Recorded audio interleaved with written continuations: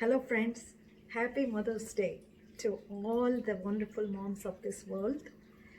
Today, actually, I was reading a story of Helen Keller, and especially when we read about all these popular people, we always want to know how their childhood was and how their parents supported them and what were the challenges they faced, all those things. I am a big fan of reading all those kind of stories.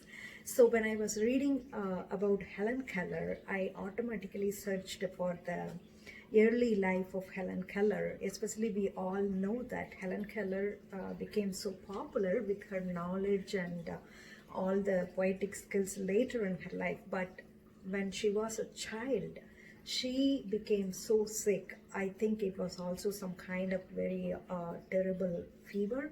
And after that, though she recovered from the fever, it just left her in the state of not being able to speak, see, or hear. And um, she suffered a lot. She developed behavioral problems because of that. And her mom, Kate Keller, she went through really lot of pain in disciplining Helen Keller. Actually, 100 years ago, Kate Keller was not even aware of like all this, why she's doing this and what's the reason behind her behavior. But as a loving mom, Kate Keller was always worried, and she was keep thinking. A lot of her friends and relatives, they suggested Kate to send Helen away, and I think to just put her in some institution or something where she could be disciplined in more aggressive way. I think behavioral science and other therapies were not available at the time, like as much as we do have in this century. But still, Helen's mom, Kate Keller, never gave up. She was a good reader also, and she was keep thinking, ignoring the ideas suggested by her friends and relatives of sending Helen away from the family. Instead, her mom, Kate Keller, was always thinking, how can she help Helen to just understand what's going on with her and to accept her disability and learn the surviving skills with that.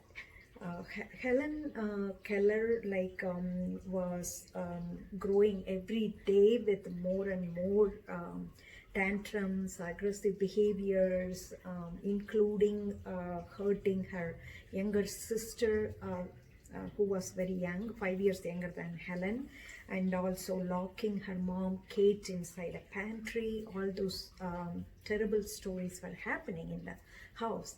And exhausted mom, Kate Keller, was one day when she was actually uh, um, cradling her baby, the younger child. Suddenly she remembered about some of her favorite author Charles Dickens piece written by him. It was all about how Dickens got to meet a woman named Laura, and she was also not able to hear, see, or speak, but she got educated, and that kind of created a spark in Kate's mind that why can't I try something like that to teach all the reading and stuff to my daughter Helen. In that way, like, she can be busy with something and also she can challenge herself to learn something new, and also the surviving skills for her. And that's how Helen's mom started searching for a teacher, and luckily she got a teacher named Anne Sullivan, and who helped Helen to just read and write in spite of her disability.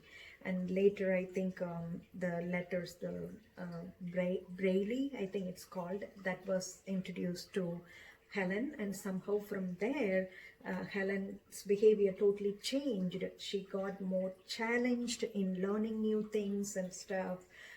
and she got a wonderful teacher. And we all know that Helen Keller is still in the history, and we all praise her for who she was, and what, like, she has contributed so much to this world also.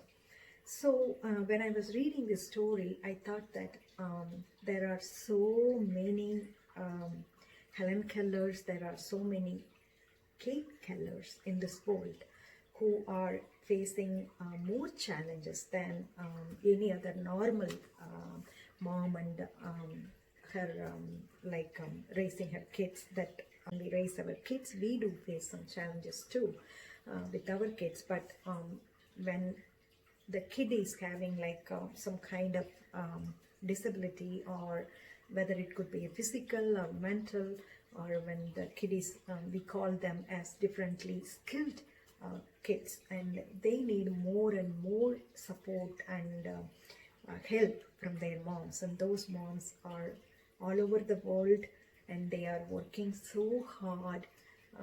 They are doing wonderful job. This 2020 Mother's Day, it is even more special because we have been going through a totally new life, an unknown experience with this time. I just got an email from some website called It's iMom. It's kind of some newsletter who puts all these tips and resources together for the moms. And I read like moms are not only just moms, now they have become extra helpers, like Zoom administrators and teachers, all-time teachers. Moms were already teachers, but it was a part-time job since the school was there to help them most of the day. And now the moms are doing the full-time teachers job also. And especially the one I loved when I read that, it's like toilet paper scavengers, all those stuff. We are still trying to put things together for the family and the kids. So we all really deserve a very good Mother's Day this year. I like that one of my friends, she has changed her Facebook status temporarily. Yes, don't ask me, go and ask your father today. Like at least a break than any other materialistic gift, like some mom time for themselves, for their self-care and stuff. I hope every mom is able to get something like that, their own time to just get more energy to do their role better in the upcoming days in the year. And also, not only kids mom, we can see a lot of pets mom. They take care of their pets also, like their children.